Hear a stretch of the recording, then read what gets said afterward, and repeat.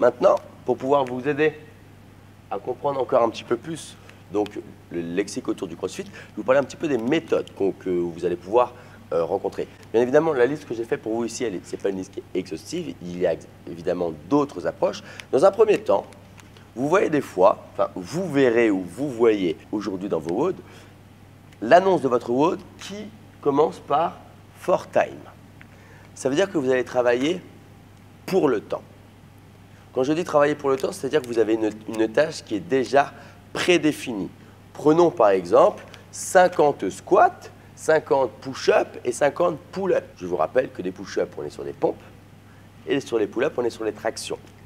Donc 50 squats, 50 push-ups et 50 pull-ups. Vous avez une tâche qui est définie.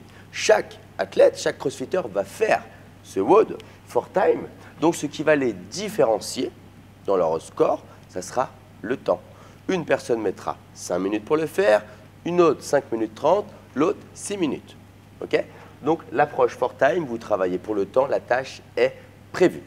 Ensuite, on va maintenant travailler grâce à l'AMRAP, donc as many reps as possible.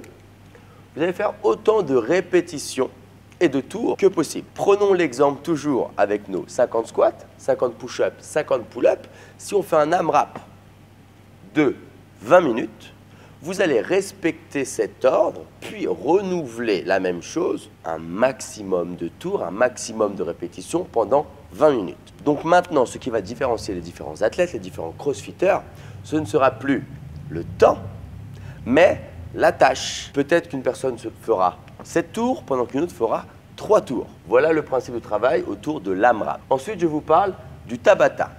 Le Tabata respecte un principe simple.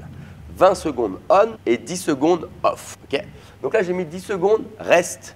C'est simplement pour vous apprendre un nouveau terme. Quand vous voyez dans votre WOD une tâche à faire ou un temps de travail, puis reste 2 minutes. Le reste ici, ça veut dire que vous allez récupérer. Que vous allez récupérer pendant 2 minutes. Donc dans la méthode Tabata, c'est 20 secondes on, donc 20 secondes de travail, puis 10 secondes rest ou 10 secondes off. Là où on ne fait plus rien du tout. Ensuite, vous avez le Fight Gun Bag. Donc le Fight Gun Bag, c'est un travail aussi autour du temps. Le temps est prédéfini. Par exemple, on va pouvoir mettre 3, 4 mouvements différents et systématiquement, vous allez faire 1 minute d'un mouvement, puis vous allez passer au mouvement suivant pour travailler à nouveau 1 minute, 1 minute, 1 minute, et on revient au début 1 minute, 1 minute, 1 minute, 1 minute. Donc quand votre WOD est annoncé, on va dire Fight Gun Bag 16 minutes sur air squat, push-up, pull-up et sit-up. Vous savez que vous allez faire 4 tours de 1 minute sur 4 mouvements. Vous avez ici l'EMOM. Donc là, sur un EMOM, vous avez une tâche prévue que vous devez faire à chaque début de minute. Sachez que vous pouvez avoir, par exemple, restons sur 5 squats, 5 push-up, 5 pull-up.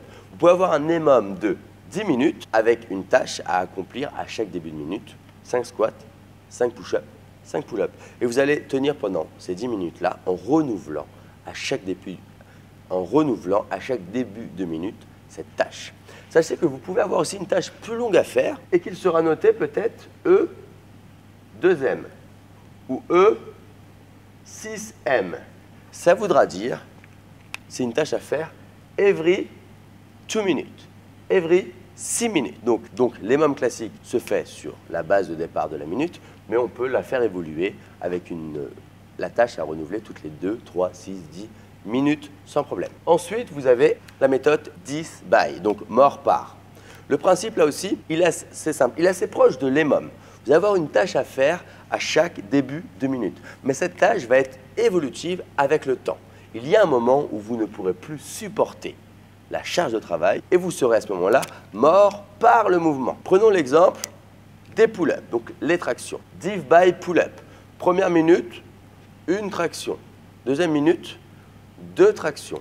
Au départ de la 3e minute, 3 tractions. Et au départ de la 15e minute, on fera 15 tractions. Il y a un moment où on ne sera plus en mesure de suivre le rythme, donc on sera div by pull-up à la 15e minute par exemple. Ensuite, vous avez 2 grandes catégories de WOD, donc c'est des WOD qui sont, eux, des WOD célèbres, les girls et les heroes. Donc les girls, vous avez un tableau des girls qui existe, sont des WOD de référence qui vont vraiment aller vous chercher et vous tester sur votre fitness, sur votre condition physique. Ce sont des WOD de référence que l'on fait dans le monde entier et que vous pourrez renouveler 1 mois, 2 mois, 3 mois, 6 mois après de manière à pouvoir constater votre évolution. Idem pour le Heroes, donc historiquement c'est un petit peu différent. Au niveau des Heroes, nous allons mettre à l'honneur en général des soldats américains morts au combat.